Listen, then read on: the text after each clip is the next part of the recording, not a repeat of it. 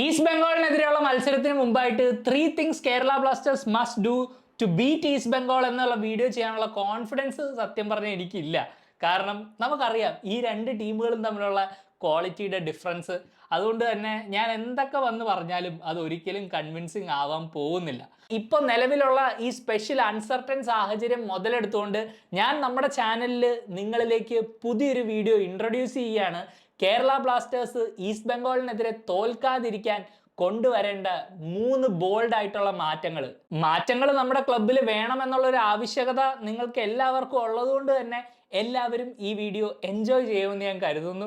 എന്തായാലും ഒട്ടും വൈകിക്കുന്നില്ല, വീഡിയോയിലേക്ക് കിടക്കാം. നൗ ആക്ച്വലി ഈ ഒരു ഇൻട്രോ കണ്ടപ്പോൾ നിങ്ങൾ ചിലരൊക്കെ വിചാരിച്ചിട്ടുണ്ടാവും ഇത് വീണ്ടും നമ്മൾ ചെന്നൈയിൻ എഫ് സിക്ക് മുമ്പ് ചെയ്ത ആ ഒരു ഷോർട്ട് വീഡിയോ ഇല്ലേ അതുപോലൊരു ട്രോൾ വീഡിയോ ആണെന്ന്. പക്ഷെ അല്ലട്ടോ, ആക്ച്വലി റിയലി ഞാൻ കുറച്ച് കാര്യമായിട്ടുള്ള കാര്യങ്ങൾ തന്നെയാണ് പറയാൻ പോകുന്നത്. ഈ ഒരു മാറ്റങ്ങൾ നമ്മൾ കൺസിഡർ ചെയ്യണമെന്ന് എനിക്ക് തോന്നി, അതുകൊണ്ട് ഞാനത് ഷെയർ ചെയ്യുന്നു. ആദ്യം തന്നെ നമ്മൾ കൊണ്ടുവരേണ്ട മാറ്റം അത് മറ്റേസ് ഹെർണാണ്ടസ് എന്ന പ്ലെയറിനെ നമ്മൾ എങ്ങനെ യൂസ് ചെയ്യുന്നു എന്നുള്ളതാണ്. എപ്പോഴെങ്കിലുമൊക്കെ മിഡ്ഫീൽഡിൽ സ്റ്റാർട്ട് ചെയ്യിപ്പിച്ചിട്ട് വേറൊരു പ്ലെയറിനെ മിഡ്ഫീൽഡിലേക്ക് കൊണ്ടുവരാൻ വേണ്ടി അയാളെ ഒരു മേക്ക് ഷിഫ്റ്റ് സെന്റർ ബാക്ക് ആക്കാതിരിക്കുക, അയാളുടെ നാച്ചുറൽ പൊസിഷനായ ഡി എമ്മിൽ കളിപ്പിക്കുക. നമുക്കറിയാം ഈസ്റ്റ് ബംഗാളിന്റെ മിഡ്ഫീൽഡ് എത്ര സ്ട്രോങ് ആണെന്ന്. അവിടെ റാഷിദ് ഉണ്ട്, മിഗേൽ ഫിഗേറ ഉണ്ട്. ഈ ലീഗിൽ ടൈമും സ്പേസും നൽകുകയാണെങ്കിൽ അത്രയും ഡിസ്ട്രക്റ്റീവ് ആയിട്ടുള്ളൊരു മിഡ്ഫീൽഡ് പ്ലെയർ വേറെ ഇല്ലെന്ന് തന്നെയാണ് എൻ്റെ അഭിപ്രായം. അതുകൊണ്ട് തന്നെ മിഗേൽ ഫിഗേറയ്ക്ക് അവിടെ ആ ഒരു സ്പേസും സമയവും കൊടുക്കാതിരിക്കാൻ നമ്മൾ തീർച്ചയായിട്ടും മറ്റേസിനെ മിഡ്ഫീൽഡിൽ കളിപ്പിക്കണം. ഈ ഒരു മത്സരത്തിന് എന്തായാലും ഫാലു എൻജോയ് റെഡി ആയിരിക്കും എന്ന് തന്നെയാണ് ഞാൻ പ്രതീക്ഷിക്കുന്നത്. ഒബ്വിയസ്ലി ഒരു വീക്ക് കിട്ടിയിട്ടുണ്ട് പ്രിപ്പയർ ചെയ്യാൻ. He should be starting this game. ആ ഒരു സെന്റർ ബാക്ക് റോളിൽ ആ പ്ലെയർ വരട്ടെ. എന്താവുമെന്നൊന്നും നമുക്കറിയില്ല, പക്ഷെ അറ്റ്ലീസ്റ്റ് ആ നാച്ചുറൽ റോളിൽ ആ പ്ലെയറിനെ കളിക്കുക, മറ്റേസിനെ മിഡ്ഫീൽഡിൽ തന്നെ ഇടുക, 90 മിനിറ്റ് അവിടെ കളിക്കാനുള്ള ഒരു അവസരം കൊടുക്കുക. ഞാൻ പറയുന്നില്ല ഈ ഒരു തീരുമാനം കൊണ്ട് നമ്മൾ ഈ മത്സരം ജയിക്കുമെന്നോ നമുക്കൊരു ഡ്രോ പിടിക്കാനാവുമെന്നൊന്നും ഞാൻ അവകാശപ്പെടാൻ ആഗ്രഹിക്കുന്നില്ല. പക്ഷേ അറ്റ്ലീസ്റ്റ് നമുക്ക് അങ്ങനെ ഒരു എഫേർട്ട് എടുത്തു, അല്ലെങ്കിൽ നമ്മളത് പ്രോപ്പറായിട്ട് ട്രൈ ചെയ്തു എന്നെങ്കിലും നമുക്ക് പറയാമല്ലോ. കഴിഞ്ഞ മത്സരത്തിലാണെങ്കിലും ഒരുപാട് മൊമെന്റ്സിലൊക്കെ മറ്റിയസ് അത്യാവശ്യം നല്ലോണം ആ ഒരു ഡി എം റോളിൽ കളിച്ചു എന്ന് തന്നെയാണ് എൻ്റെ അഭിപ്രായം. തീർച്ചയായിട്ടും ആ ഒരു 90 മിനിറ്റ് കളിക്കാൻ അനുവദിക്കുക. ആ ഒരു ഞാൻ പറഞ്ഞ പോലെ തന്നെ ആ മിഡ്ഫീൽഡിൽ നമ്മൾ എന്തായാലും ഈ മത്സരത്തിൽ ഒരു ലോ ബ്ലോക്കിലേക്ക് നമ്മൾ പോകേണ്ടി വരും. കാരണം നമുക്കറിയാം ഈസ്റ്റ് ബംഗാളിനെ നമുക്ക് ഒരു ഓപ്പൺ മത്സരത്തിലൊന്നും അവരെ അടിച്ചിടാൻ പറ്റില്ല. അതൊക്കെ വലിയൊരു മണ്ടത്തരമായി പോകും. ചിലപ്പോൾ നമ്മൾ 4-5 ഗോളുകൾ കൺസീഡ് ചെയ്യേണ്ട ഒരു അവസ്ഥ വരും. നമ്മൾ ചെയ്യാൻ പോകുന്നത് നമ്മൾ എവേ ഫ്രം ഹോം ആണ്. നമ്മൾ കോമ്പാക്റ്റ് ആയിട്ട് ഇരിക്കുക, മാക്സിമം എങ്ങനെയെങ്കിലും ഒരു പോയിന്റ് എങ്കിലും എടുക്കാൻ ശ്രമിക്കുക. അതാണ് ഇപ്പം ഡൽഹിക്ക് ഒരു പോയിന്റ് ലഭിച്ചത് നമ്മൾ കണ്ടു. അവർ മുംബൈ സിറ്റി ആയിട്ട് ഒരു എവേ മത്സരത്തിൽ ഒരു പോയിന്റ് നേടി. അതുപോലെ തന്നെ നമ്മളും ഇവിടെ ഒരു പോയിന്റ് എങ്കിലും, ലൈക്ക് ജയം എന്നൊക്കെ പറഞ്ഞാൽ ഞാൻ പറഞ്ഞല്ലോ, അതൊക്കെ ഒരു അതിമോഹമായി പോയി ഈ ഒരു റിസൾട്ടിൽ. നമ്മുടെ ഫോമും നമ്മുടെ പെർഫോമൻസുകളൊക്കെ കൺസിഡർ ചെയ്യുമ്പോൾ കാറ്റലിക്കും വേറെ ഓപ്ഷനൊക്കെ ഉണ്ടെന്ന് എനിക്ക് തോന്നുന്നില്ല. മോഹൻ ബഗാനെതിരെ നമ്മളെടുത്ത ആ ഒരു അപ്രോച്ച് ഇല്ലേ, 10 പേരെ ബോളിന്റെ പിന്നിൽ നിർത്തുക, ഡിഫെൻഡ് ചെയ്യുക, മാക്സിമം കൗണ്ടർ ചെയ്യാൻ ശ്രമിക്കുക, അത് തന്നെയാണ് ഇവിടെ ഒരു ഓപ്ഷൻ ഞാൻ നോക്കിയിട്ട് കാണുന്നുള്ളൂ. എസ്പെഷ്യലി കഴിഞ്ഞ 2 മത്സരങ്ങളായിട്ട് നമുക്കറിയാം ഈസ്റ്റ് ബംഗാൾ കുറച്ച് ഫ്രസ്ട്രേറ്റഡ് ആണ്. അവർക്ക് ആ ജംഷഡ്പൂരിനെതിരെ ഒരു തോൽവി സംഭവിച്ചു, അത് കഴിഞ്ഞ് ഗോവയ്ക്കെതിരെ ഒരു ഡ്രോ സഫർ ചെയ്യേണ്ടി വന്നു. ആ ഗോവയുടെ മത്സരത്തിലൊക്കെ നമ്മൾ കണ്ടാൽ അറിയാം, ലൈക്ക് ഈസ്റ്റ് ബംഗാൾ എപ്പോൾ അറ്റാക്ക് ചെയ്യാൻ ശ്രമിച്ചാലും ആ ഒരു ബോക്സ് എത്ര ക്രൗഡ്, ഗോവയുടെ മാക്സിമം പ്ലേസ് പുറകിലോട്ട് ഇറങ്ങി ഒരു പക്ക ലോ ബ്ലോക്ക് ആയിട്ട് അവർക്ക് ഓപ്പറേറ്റ് ചെയ്യാനുള്ള സ്പേസ് നൽകുന്നില്ലായിരുന്നു. പലപ്പോഴും ഈസ്റ്റ് ബംഗാൾ ഡിസ്റ്റൻസിൽ നിന്ന് ഷോട്ടുകൾ അറ്റംപ്റ്റ് ചെയ്യുന്നുണ്ടായിരുന്നു, ആൻഡ് അതൊന്നും ടാർഗറ്റിൽ എത്തിയുമില്ല. അപ്പം നമ്മുടെയും അപ്രോച്ച് ബേസിക്കലി അതായിരിക്കണം. മനോളോനെ പോലൊരു കോച്ച് നമുക്കറിയാം യൂഷ്വലി നല്ലൊരു ബ്രാൻഡ് ഓഫ് ഫുട്ബോൾ കളിക്കാൻ ശ്രമിക്കുന്ന ഒരു കോച്ചാണ്. പുള്ളിയും ആ സിറ്റുവേഷൻ മനസ്സിലാക്കി അങ്ങനെ ഗോവനെ അഡാപ്റ്റ് ചെയ്തു എന്നുള്ളതാണ്.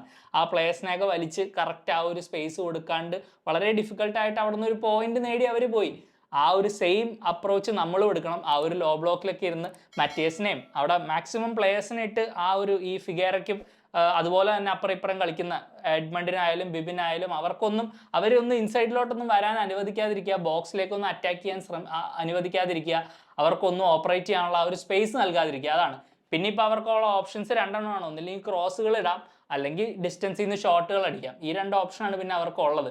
ക്രോസുകൾ നമുക്കറിയാം, അത് നമ്മൾ എങ്ങനെ ഡീൽ ചെയ്യുമെന്ന് എനിക്കറിയില്ല. ബികാഷിന്റെ അവൈലബിലിറ്റി ഒരു ഡൗട്ടാണ്. പുതിയൊരു സെൻട്രൽ ബാക്ക് പാർട്ണർഷിപ്പ് ആയിരിക്കും എന്തായാലും നമുക്ക് ഈ മത്സരത്തിൽ.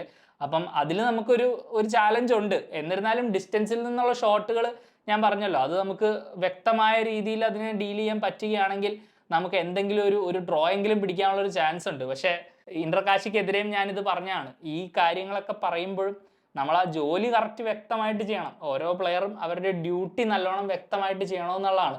നമ്മളൊരു ഹബാസിന്റെ ടീമോ അല്ലെങ്കിൽ മനോളോന്റെ ടീമോ ഒന്നും അല്ല നമ്മൾ. അത്രയും വെൽ കോച്ച്ഡ് ആയിട്ടുള്ള അത്രയും ഡിസിപ്ലിൻ ഉള്ള ഒരു ടീമേ അല്ല നമ്മൾ. അതുകൊണ്ട് തന്നെ അത് പ്രതീക്ഷിക്കാമോ ഇല്ലയോ എന്നൊന്നും എനിക്കറിയില്ല. പക്ഷേ എൻ്റെ ഒരു അഭിപ്രായത്തിൽ ഈ ഒരു കാര്യം നമ്മൾ ഡെഫിനറ്റ് ആയിട്ട് കൺസിഡർ ചെയ്യണം.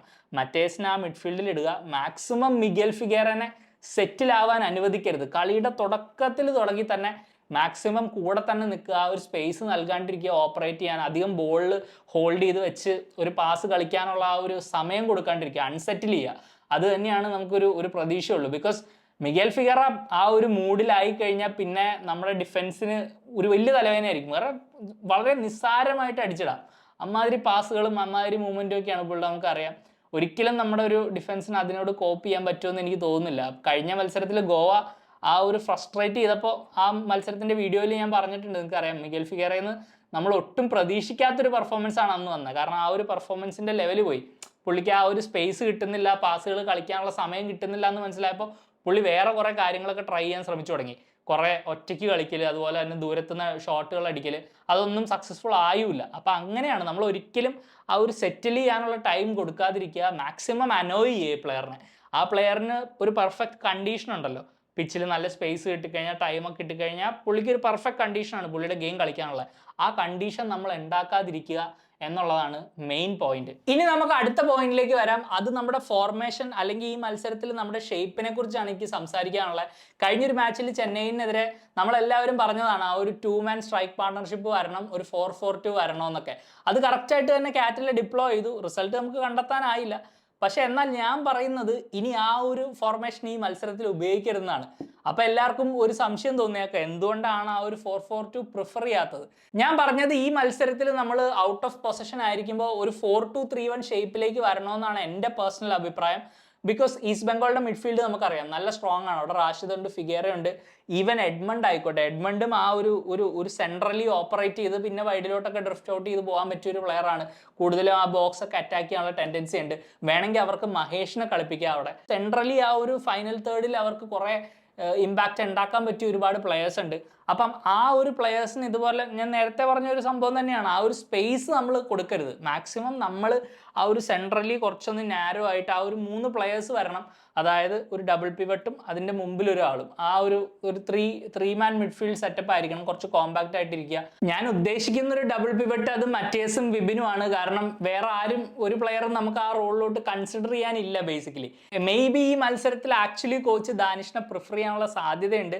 ആൻഡ് എനിക്ക് അങ്ങനെ തന്നെയാണ് തോന്നുന്നത്. ലൈക്ക് എൻ്റെ ഒരു അഭിപ്രായം ഇതാണെങ്കിലും എൻ്റെ ഒരു ഫീലിംഗ് ഈ മത്സരം ദാനിഷ് കളിക്കുന്നു തന്നെയാണ്. കാറ്റിൽ അങ്ങനെ ഒരു തീരുമാനം എടുക്കാനുള്ള എല്ലാ സാധ്യതയും എനിക്ക് തോന്നുന്നുണ്ട്. പക്ഷേ എൻ്റെ ഒരു പേഴ്സണൽ അഭിപ്രായത്തിൽ ഒരു മറ്റേസ് വിബിൻ ആ ഒരു ഡബിൾ പിവട്ട് വന്നിട്ട് തൊട്ട് മുമ്പിലായിട്ട് നമ്മൾ എബിൻ ദാസിനെ കളിപ്പിക്കുക എന്നുള്ളതാണ് എൻ്റെ ഒരു അഭിപ്രായം. നമ്മളിനി കൗണ്ടർ ചെയ്യാനാണെങ്കിലും ആ ഒരു എബിൻ ദാസിൻ്റെ ഒരു മാർലോൺ ആയാലും ദാനിഷ് ആയാലും അവരെക്കാളും കൂടുതലൊരു ക്വാളിറ്റി എബിൻ ദാസിൽ പ്രൊഡ്യൂസ് ചെയ്യാൻ പറ്റുമെന്ന് എനിക്കൊരു ഫീലിംഗ് ഉണ്ട്. ആ ഒരു ഫൈനൽ തേർഡിൽ പെട്ടെന്ന് ബോൾ റിലീസ് ചെയ്യാനാണെങ്കിലും ആ ഒരു നല്ല പാസുകൾ കളിക്കാനോ ഒക്കെ ഉള്ള ഒരു എബിലിറ്റി ആ പ്ലെയറിലുണ്ട്. അത് നമ്മൾ ട്രസ്റ്റ് ചെയ്യാന്നുള്ളതാണ്. ഈ ഒരു മത്സരം എനിക്കറിയാം അത്ര ഈസി ആയിട്ടുള്ള മത്സരമല്ല. മോഹൻ ബഗാനെതിരെ എബിൻ സ്റ്റാർട്ട് ചെയ്തിരുന്ന ഒരു സിമിലർ റോളിൽ. പക്ഷേ ആ ഒരു മത്സരത്തിൽ നമുക്കറിയാം 45 മിനിറ്റ് കളിക്കാനായുള്ളൂ. ഫസ്റ്റ് ISL സ്റ്റാർട്ടായിരുന്നു. ആ ഒരു സ്റ്റേഡിയത്തിലേക്ക് തന്നെയാണ് ഇപ്പോൾ തിരിച്ചു പോകാൻ പോകുന്നത് ഈസ്റ്റ് ബംഗാളിനെ നേരിടാൻ. അതുകൊണ്ട് തന്നെ ഈ ഒരു ഒക്കേഷൻ ഭയങ്കര വലുതാണ്. ലൈക്ക് പ്രഷർ എന്തായാലും ഉണ്ടാവും. പക്ഷെ അങ്ങനെ നോക്കിയിരുന്നിട്ട് നമുക്ക് പ്രത്യേകിച്ച് ഗുണമൊന്നുമില്ലല്ലോ. ലൈക്ക് എന്തെങ്കിലും പൊട്ടൻഷ്യൽ ഉള്ളൊരു പ്ലെയർ ആണെങ്കിൽ ഇവൻച്വലി കരിയറിൽ എപ്പോഴെങ്കിലും ഇങ്ങനത്തെ മത്സരങ്ങൾ കളിക്കേണ്ടി വരും. ഒരു ടോപ്പ് ലെവലിൽ നമ്മളെ ടീമിലൊക്കെ കളിക്കണമെങ്കിൽ എന്തായാലും ഇങ്ങനത്തെ മത്സരങ്ങളും പ്രഷറും ഒക്കെ നേരിടേണ്ടി വരും. അപ്പോൾ പിന്നെ എന്തായാലും നമ്മൾ അവിടെ പരീക്ഷിക്കുക എന്നുള്ളതാണ്. ഈ സീസണിൽ പ്രത്യേകിച്ച് നമുക്കൊന്നും ഇതിലും നമ്മൾ മുടിഞ്ഞു പോകാനൊന്നുമില്ല. എന്തായാലും 4 മത്സരം തോറ്റു. ഈ മത്സരം നമ്മൾ ജയിക്കുമെന്നോ ഡ്രോ പിടിക്കുമെന്നോ ഒരു പ്രതീക്ഷയെ സത്യം പറഞ്ഞാൽ ആരിലും ഇല്ല. അപ്പം അങ്ങനെ ഒരു മത്സരത്തിൽ എന്തായാലും ഈ ഒരു പയ്യൻ കളിക്കണമെന്ന് തന്നെയാണ് എൻ്റെ അഭിപ്രായം. എസ്പെഷ്യലി ചെന്നൈയിനെതിരെയുള്ള പെർഫോമൻസിനെ കുറിച്ചൊക്കെ നമ്മൾ എടുത്ത് സംസാരിച്ചതാണ്. അതിനുശേഷം തീർച്ചയായിട്ടും ആ ഒരു റോളിൽ എബിൻ അർഹിക്കുന്നുണ്ട്, ആ ഒരു സ്റ്റാർട്ട്. അപ്പോൾ നമ്മുടെ 4-2-3-1 അതാണ് ഞാൻ ഉദ്ദേശിക്കുന്നത്. എൻ്റെ ഒരു അഭിപ്രായത്തിൽ മറ്റേസും എബിനും ഒരു ഡബിൾ പിവട്ട്, തൊട്ട് മുമ്പിലായിട്ട് എബിൻ. എങ്ങനെയെങ്കിലുമൊക്കെ നമ്മൾ കൗണ്ടർ ചെയ്യുമ്പോൾ എബിന് ഓബ്വിയസ്ലി ആ ഒരു സെൻറ്റർ ഫോർവേഡിനെ സപ്പോർട്ട് ചെയ്യാം. വൈഡ് ഏരിയാസിൽ 2 പ്ലെയേഴ്സ് ഉണ്ട്, അവർക്കും കൂടുതലായിട്ട് സപ്പോർട്ട് ചെയ്യാം.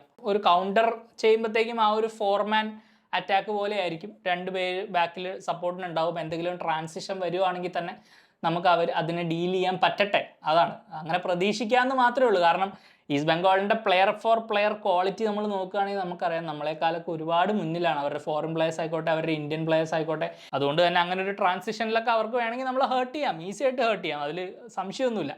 പക്ഷേ അറ്റ്ലീസ്റ്റ് ഒരു ക്ലിയർ പ്ലാൻ, അല്ലെങ്കിൽ ഒരു ക്ലിയർ അപ്രോച്ച്, അല്ലെങ്കിൽ ഒരു ക്ലിയർ റിസോഴ്സസിനെ കറക്റ്റ് റോളുകളിൽ വെച്ചിട്ട് ഈ മാച്ചിനെ അപ്രോച്ച് ചെയ്താൽ മേ ബി ഒരു 1 or 2% ചാൻസ് എങ്കിലും നമുക്ക് ഉണ്ട്. ലൈക്ക് നമ്മൾ അറ്റ്ലീസ്റ്റ് നമ്മളെ കൊണ്ട് ചെയ്യാൻ പറ്റുന്ന as A team, as an away team, ഇങ്ങനെ ഒരു മത്സരത്തിൽ ഒരു അണ്ടർഡോഗ് ആണ് നമ്മൾ. അപ്പോൾ നമ്മളെ കൊണ്ട് ചെയ്യാൻ പറ്റുന്നതെന്ന് വെച്ചാൽ നമ്മുടെ ബേസിക്സ് കറക്റ്റായിട്ട് ചെയ്യുക. ഓരോ പിച്ചിൽ ഓരോ പ്ലെയറും എന്ത് റോള് ചെയ്യണമെന്നുള്ള വ്യക്തമായ ധാരണ ഉണ്ടാവുക, ഒരു ഗെയിം പ്ലാൻ ആയിട്ട് അവിടെ പോവുക, അതിൽ സ്റ്റിക്ക് ഓൺ ചെയ്യുക. അതാണ് ഇവിടെ നമുക്ക് ചെയ്യാൻ പറ്റുള്ളൂ. വേറെ ഇപ്പോൾ ഈസ്റ്റ് ബംഗാളിനെ നമുക്ക് മാൻ ഫോർ മാൻ കളിച്ച് തോൽപ്പിക്കാനൊന്നും പറ്റില്ല. അത്രയും ഒരു മണ്ടന്മാരൊന്നും അല്ല നമ്മളാരും, നമ്മൾ ആ റിയാലിറ്റിയിലേ അല്ല. അത് നമുക്ക് എല്ലാവർക്കും ഇപ്പോൾ വ്യക്തമായിട്ടുണ്ട്. എന്തായാലും ആ ഒരു സ്ഥിതിക്ക് ഇങ്ങനൊരു പ്ലാൻ അപ്രോച്ച് ചെയ്താൽ മേ ബി നമുക്കൊരു തോൽവി അവോയ്ഡ് ചെയ്യാൻ ആവും എന്ന് തന്നെയാണ് ഞാൻ വിശ്വസിക്കുന്നത്. എബിൻ ഡിഫെൻസീവ് ഡ്യൂട്ടി ചെയ്യാനൊന്നും വലിയ മടിയുള്ള പ്ലെയർ ഒന്നും അല്ല. സൂപ്പർ ലീഗ് കേരളയിലൊക്കെ നമ്മൾ കണ്ണൂർ വാറിയേഴ്സിന് കളിക്കുമ്പോഴും ആ ഒരു അഡ്വാൻസ്ഡ് റോൾ അല്ലാണ്ട് കുറച്ചും കൂടെ ഡീപ്പർ റോളിലൊക്കെ കളിച്ച് നമ്മൾ കണ്ടിട്ടുണ്ട്. ഇത് ഒരു ഡയറക്റ്റ് കമ്പാരിസൺ അല്ല കേട്ടോ.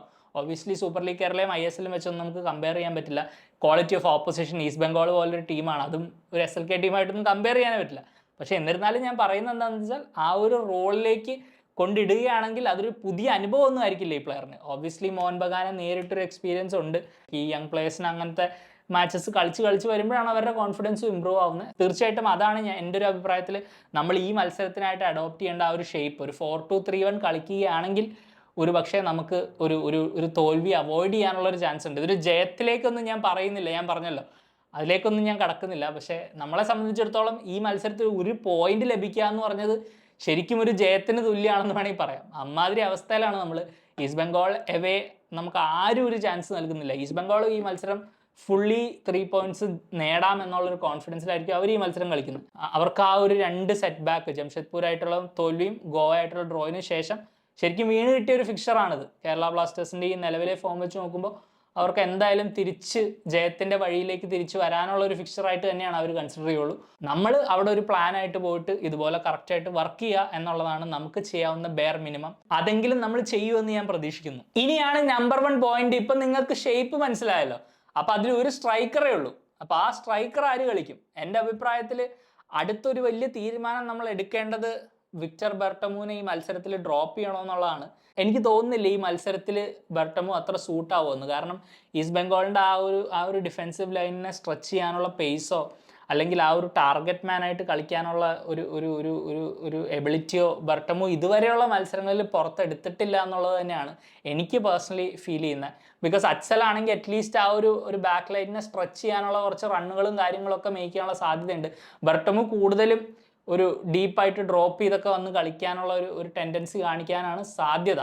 അതുകൊണ്ട് തന്നെ എനിക്ക് തോന്നുന്നില്ല ആ ഒരു ഈസ്റ്റ് ബംഗാളിൻ്റെ ലൈനിനെ നമ്മൾ ഇപ്പം എപ്പോഴും നമ്മൾ ഇങ്ങനത്തെ ഒരു ലോ ബ്ലോക്കും ഇങ്ങനത്തെ ഒരു ഇതിലേക്ക് പോകുമ്പോഴത്തേക്കും നമുക്ക് പെട്ടെന്ന് കൗണ്ടർ ചെയ്യാൻ നല്ലൊരു പേസും സംഭവങ്ങളൊക്കെ വേണമല്ലോ. ആ ഒരു സംഭവം വേണം നമുക്ക് ഒപ്പോണന്റിനെ ഹേർട്ട് ചെയ്യാൻ വേണ്ടി.